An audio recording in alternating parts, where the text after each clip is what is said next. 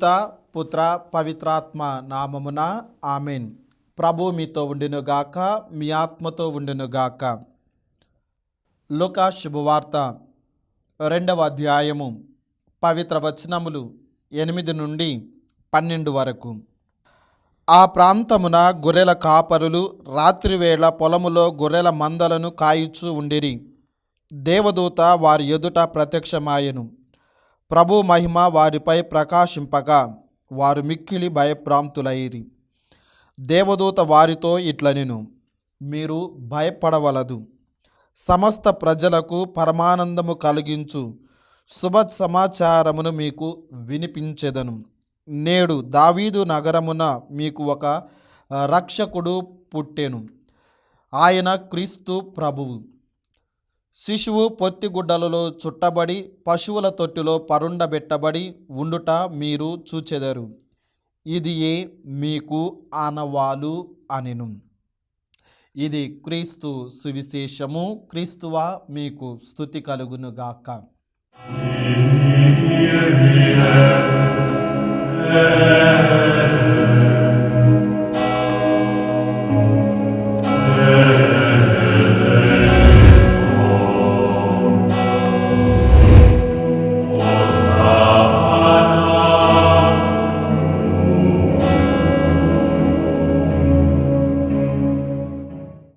క్రీస్తునాథుని యందు ప్రియ సహోదరి సహోదరులారా, దివ్యవాణి ప్రేక్షకులారా, మరీ ముఖ్యముగా క్రీస్తు సందేశమును ఆలకిస్తూ ఉన్న వీక్షిస్తూ ఉన్న ప్రియ విశ్వాసులారా, మీ అందరికీ కూడా ప్రభువైన యేసు క్రీస్తు అతి పరిశుద్ధ దివ్య నామములో శుభాభివందనములు తెలియజేస్తూ ఉన్నాం.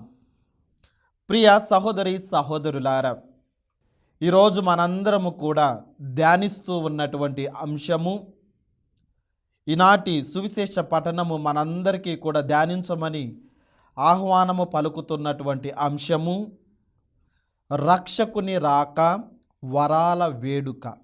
రక్షకుని రాక వరాల వేడుక. ప్రియ సహోదరి సహోదరులారా, రక్షకుని రాక మానవ జాతికి దేవుడిచ్చిన వరాల వర్షము. ప్రియ విశ్వాసులారా, మరికొన్ని రోజులలో మనం క్రీస్తు జయంతి మహోత్సవాన్ని ఘనముగా జరపకోబోతూ ఉన్నాం.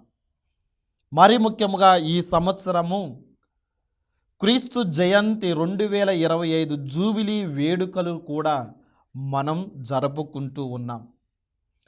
కాబట్టి ఈ శుభ సందర్భములో ప్రియ విశ్వాసులారా, మనందరము కూడా ఆ రక్షకుని రాక మనందరికీ కూడా ఏ విధముగా వరాల వర్షాలను కురిపిస్తూ ఉన్నాయో ఒక వేడుకలాగా జరుపుకోవాలి.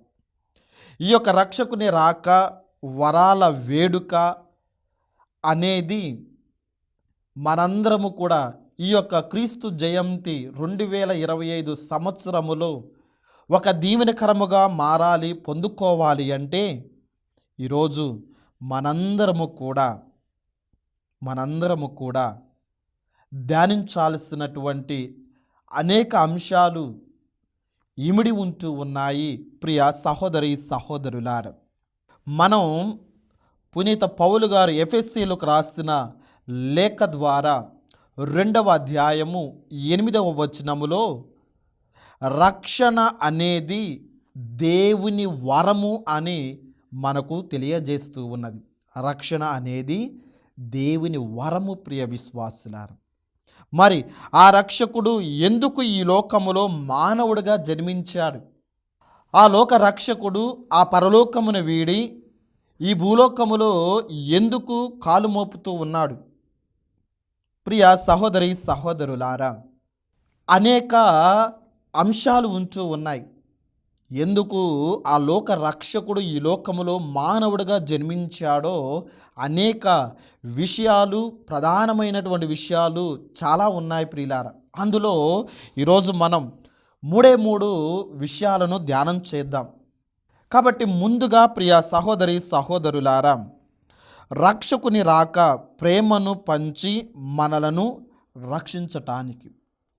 ఎందుకు ఆ రక్షకుడు ఆ పరలోకమును వీడి ఈ యొక్క భూలోకములో ఆ పశువుల పాకలో మరే తల్లి గర్భమున జన్మిస్తూ ఉన్నాడు అంటే ప్రేమను తన ప్రజలకు పంచటానికి. అనగా ప్రియ సహోదరి సహోదరులారా, మన యొక్క సమాజంలో, మన యొక్క కుటుంబంలో, మన చుట్టుపక్కల మనం ఎన్నోసార్లు చూస్తూ ఉంటాం, తెలుసుకొని ఉంటూ ఉంటాం. ఏమిటి అంటే ఒక తల్లి తన బిడ్డను నవమాసాలు మోసి ఆ బిడ్డను కని పెంచి ప్రయోజకులను చేస్తూ ఆ బిడ్డ యొక్క ఆలనా పాలన అచ్చట ముచ్చట అన్నీ కూడా తీరుస్తుంది. తను పస్తుండి కూడా తన బిడ్డ యొక్క కడుపు నింపుతూ ఉంటుంది. తను చనిపోతూ ఉన్నా నేను తెలిసినా కానీ ఆ బిడ్డను రక్షిస్తూ ఉంది. ఎందుకు అంటే ఆ తల్లికి ఆ బిడ్డ మీద ఉన్నటువంటి ప్రేమ, విలువ కట్టలేని ప్రేమ, అమోఘమైనటువంటి ప్రేమ. ఆ ప్రేమ ఉండబట్టే ఆ తల్లి అంత త్యాగము చేసి ఆ బిడ్డను ప్రయోజకులను చేస్తుంది. మరి ప్రియ సహోదరి సహోదరులారా, మనం యోహాను శుభవార్త 3వ అధ్యాయము 16వ వచనములో వాక్యాన్ని చదువుతూ ఉన్నాం. దేవుడు కూడా ఈ లోకమును ఎంతో ప్రేమించి తన ఏకైక కుమారుడిని ఈ లోకానికి పంపుతూ ఉన్నాడు. చూడండి ప్రియుల, ఎందుకు ఆ రక్షకుడు ఈ లోకములో కాలు మోపుతూ ఉన్నాడు అంటే, ఇదిగో ఆ రక్షకుని రాక మనకు తెలియజేసేది దేవుని ప్రేమను తెలియజేస్తూ ఉన్నది. దేవుని యొక్క అపారమైనటువంటి షరతులు లేనటువంటి ప్రేమను మనకు తెలియజేస్తూ ఉన్నది. అందుకే తన ఏకైక కుమారుడిని ఈ లోకానికి పంపుతూ ఉన్నాడు. ఆ క్రీస్తు ప్రభువు కూడా మనలను ప్రేమిస్తూ ఉన్నాడు. ప్రియులారా, మనల్ని ప్రేమించాడు కాబట్టే మనలను రక్షించటానికి, మన పాపములను క్షమించటానికి, మన పాపములను ప్రక్షాళన చేయటానికి ఆయన తన యొక్క రక్తమును చివరి బొట్టు వరకు చిందించటానికి కూడా వెనుకంజ వేయలేదు.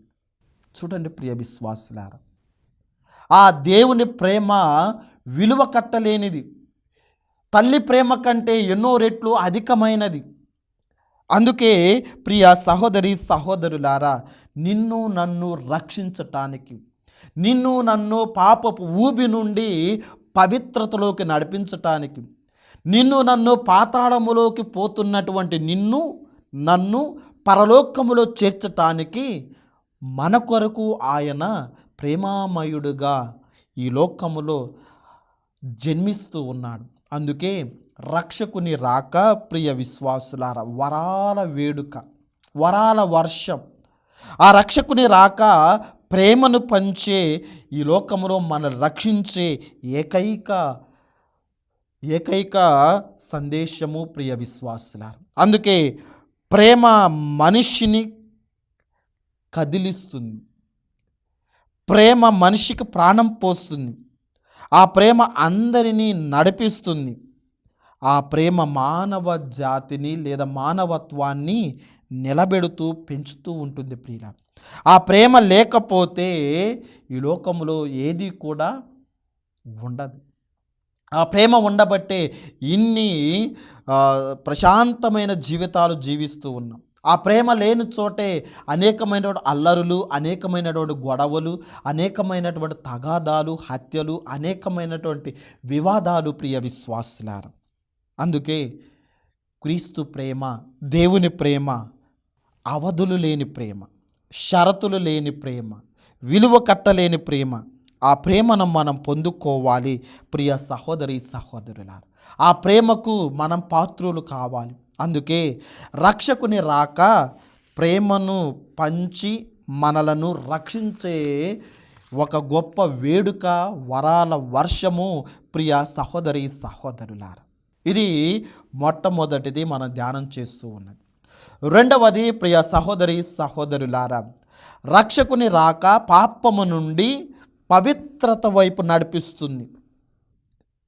ఆ రక్షకుడు ఈ లోకానికి ఎందుకు వస్తూ ఉన్నాడు అంటే, రెండవ ప్రధానమైనటువంటి కారణము మానవులని పాపము నుండి ఓ, విముక్తులను చేసి పవిత్రులత వైపు నడిపించటానికి ప్రియ సహోదరి సహోదరులారా, మనిషిలో ఉన్నటువంటి భయంకరమైనటువంటి జబ్బు, భయంకరమైనటువంటి ఆ యొక్క వ్యాధి ఏమిటి అంటే పాపము. ప్రియ విశ్వాసులారా, ఆ పాపము అనే జబ్బుకు, పాపము అనే వ్యాధికి ఔషధము, మందు, లేహ్యము ఏమిటి అంటే క్రీస్తు ప్రభువే. క్రీస్తే పాపం అనే వ్యాధికి మందునిచ్చే పరమ వైద్యుడు ప్రియ సహోదరి సహోదరులారా. అందుకే క్రీస్తు ప్రభు అంటూ ఉంటాడు సువార్త పట్టణాల్లో, వ్యాధిగ్రస్తులకే కాని వైద్యుడు, ఆరోగ్యవంతులకు వైద్యుడు అవసరము లేదు అని.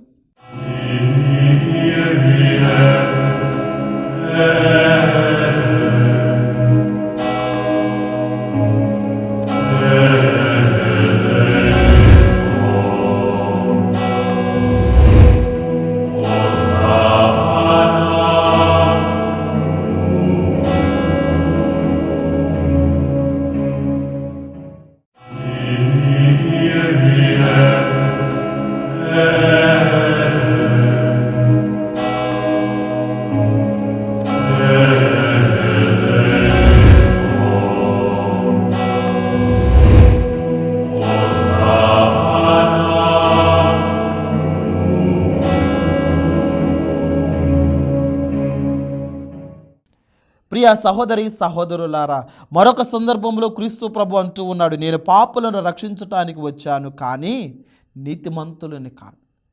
ఎందుకు అంటే ఆ నీతిమంతులు ఆల్రెడీ దేవునితో ఆ పుణ్యము వైపు ఉంటూ ఉన్నారు. ఆ రక్షకుడు ఈ లోకానికి ఎందుకు వస్తూ ఉన్నాడు అంటే ఇదిగో ఇదే కారణము. ప్రియ సహోదరి సహోదరులారా, నేను పాపులను రక్షించటానికి వచ్చాను అని అంటూ ఉన్నాను. ఈ రోజున నీవు నేను కూడా ఈ యొక్క సంవత్సరము క్రిస్మస్ పండుగలలో, క్రీస్తు జయంతి వేడుకలలో మనం పాల్గొంటూ ఉన్నాము అంటే మన పాపమును విడనాడి పాల్గొనాలి. మన యొక్క వ్యాధిని నయం చేసే ఆ యొక్క ఔషధాన్ని మనం పొందుకోవాలి. ప్రియ విశ్వాసులారా, అది శారీరకమైనటువంటి వ్యాధి కాకపోవచ్చు, అది ఆత్మీయమైనటువంటి వ్యాధిగా ఉండవచ్చు, అనగా పాపము. ప్రియ విశ్వాసులారా, అందుకే ఈ యొక్క క్రీస్తు జయంతి మహోత్సవము పండుగ రోజులకు దగ్గరగా ఉంటున్నటువంటి మనము, ఈ జూబిలీ సంవత్సరములో ఉంటున్నటువంటి మనము ఆ క్రీస్తు రాకకి సిద్ధముగా ఉండాలి. ప్రియ విశ్వాసులారా, సిద్ధముగా ఉండాలి అంటే పాపము నుండి పవిత్రత వైపు నడవటానికి మనం సంసిద్ధులుగా ఉండాలి, అనగా రక్షణ పొందే బిడ్డగా, రక్షణ పొందుకునే కుటుంబముగా ఉండాలి.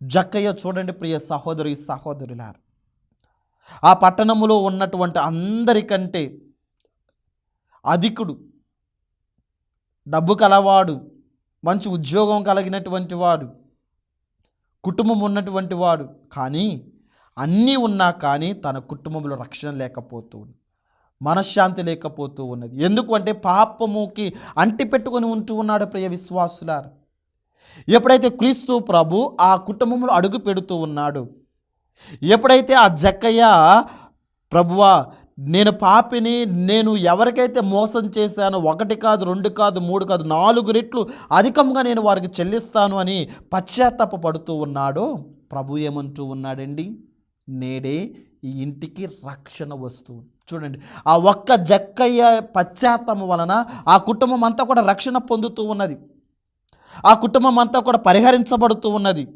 ప్రియ సహోదరి సహోదరులారా, ఈరోజు నీవు నేను కూడా, మన కుటుంబము కూడా రక్షణ పొందుకునే కుటుంబంలాగా ఉండాలి. క్రీస్తు రాక నిన్ను నన్ను దేవుని వైపు అనగా పవిత్రత వైపు నడిపిస్తుంది. ప్రియ సహోదరి సహోదరులారా, అందుకే యెషయా ప్రవక్త ద్వారా దేవుడు సందేశాన్ని ఇస్తూ ఉన్నాడు. ఏమని సందేశాన్ని ఇస్తూ ఉన్నాడు? యెషయా గ్రంథము 9వ అధ్యాయము 2వ వచనములో, చీకటిలో ఉన్న జనులు గొప్ప వెలుగును చూచిరి. చూడండి ప్రియులారా, చీకటిలో ఉన్న జనులు గొప్ప వెలుగును చూస్తూ, అనగా అప్పటి వరకు కూడా బిక్కుబిక్కుమంటూ చీకటిలో మ్రగ్గిపోతూ, పాపములో మ్రగ్గిపోతూ, పాపము సుడిగుండములో ఉంటున్నటువంటి ఆ జనము గొప్ప వెలుగు. ఏమిటా వెలుగు? ఈ లోకానికి నేనే వెలుగు అని పలికినటువంటి ఆ క్రీస్తు ప్రభు. ప్రియ సహోదరి సహోదరుల, ఈరోజు మనందరము కూడా ఆ గొప్ప వెలుగు అనగా ఆ గొప్ప వేడుక అనే వరాన్ని మనం పొందుకోవాలి. ఆ వరాలను, ఆ దీవెనలను మనం పొందుకోవాలి అంటే ఆ చీకటి నుండి విముక్తులు గావించబడాలి. ఇంకా తర్వాత వచనములో అంటూ, గాఢాంధకారము క్రమ్మిన తావును వసించు ప్రజల మీద జ్యోతి ప్రకాశించును. చూడండి ప్రియ సహోదరి సహోదరులారా, గాఢాంధకారములు అనగా చీకటి కమ్మినటువంటి అటువంటి తావులో వసిస్తున్నటువంటి ఆ ప్రజలు అనగా వెలుగు ప్రవేశించలేనటువంటి దాక్కుంటూ ఉన్నటువంటి అనగా పాపములు కూరుకొని పోయినటువంటి ఆ ప్రజల పైన ప్రకాశవంతమైనటువంటి దేదీప్యమానమైనటువంటి జ్యోతి ప్రకాశించబోతూ ఉన్నది అని యెషయా ప్రవక్త ద్వారా దేవుడు తెలియజేస్తూ ఉన్నాడు. ఈ రోజున నీవు నేను కూడా ప్రియ సహోదరి సహోదరు, పాపం అనే చీకటి నుండి విడుదల పొందుకొని పవిత్రత అనే వెలుగును మనం పొందుకోవాలి. ఆ వెలుగును మనం పొందుకోవాలి అంటే ఇదిగో ఈ క్రీస్తు జయంతి రోజులలో దగ్గరలో ఉన్నటువంటి మనము మన పాపమును విడనాడాలి. ఆ పాపము నుండి మనను రక్షించటానికి ఆ రక్షకుడు ఈ లోకానికి అన్నీ వీడి తనను తాను రిక్తును చేసుకొని వస్తూ ఉన్నాడు. ప్రియ సహోదరి సహోదరులారు, ఇక మూడవ గొప్ప అంశము రక్షకుని రాక స్వస్థత ఇవ్వటానికి. ఎందుకు ఈ లోకంలో ప్రభువు ఆ రక్షకుడు వస్తూ ఉన్నాడు ఆ పరలోకముని వీడి అంటే మూడవది ఇదే ప్రియ సహోదరి సహోదరులారు. ఆ రక్షకుడు రాక ఎందుకు అంటే స్వస్థతలు ఇవ్వటానికి, అనేక మందిని స్వస్థపరచటానికి, అనేక మందిని విడుదల చేయటానికి, అనేక మందికి అద్భుతాలను ఇవ్వటానికి.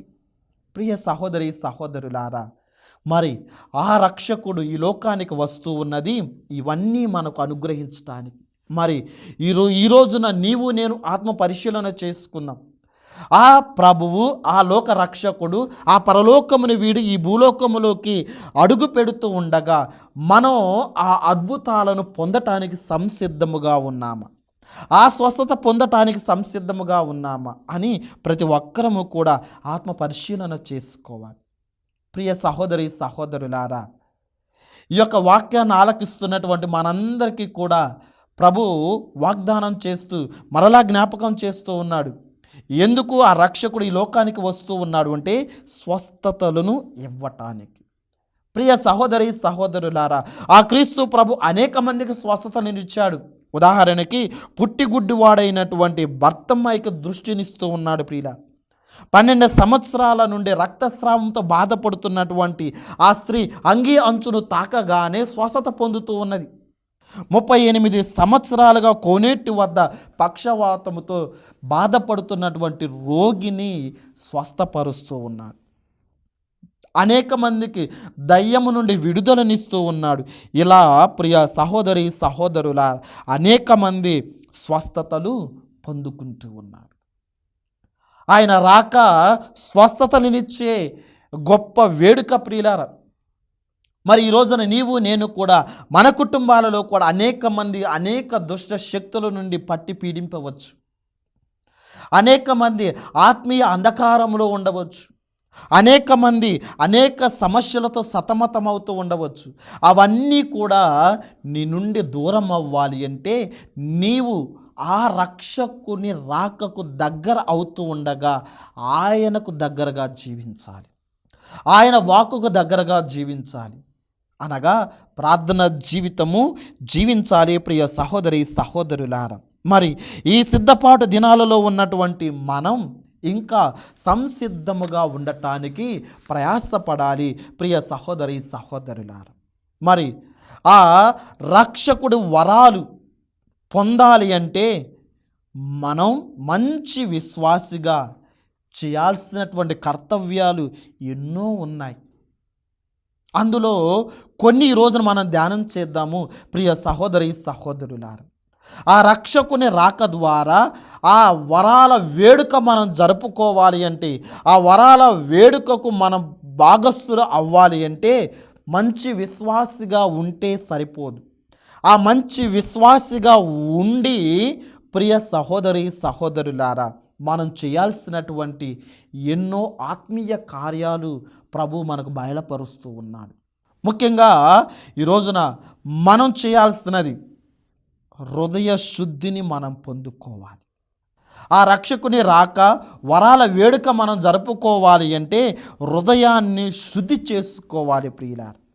మత్తయి శుభవార్త 5వ అధ్యాయం 8వ వచనములో హృదయ శుద్ధి గలవారు ధన్యులు, వారు దేవుడిని దర్శిస్తారు అని వాక్యము సెలవిస్తూ ఉంది. ఈ రోజున నీవు నేను కూడా హృదయాన్ని శుద్ధి చేసుకోవాలి.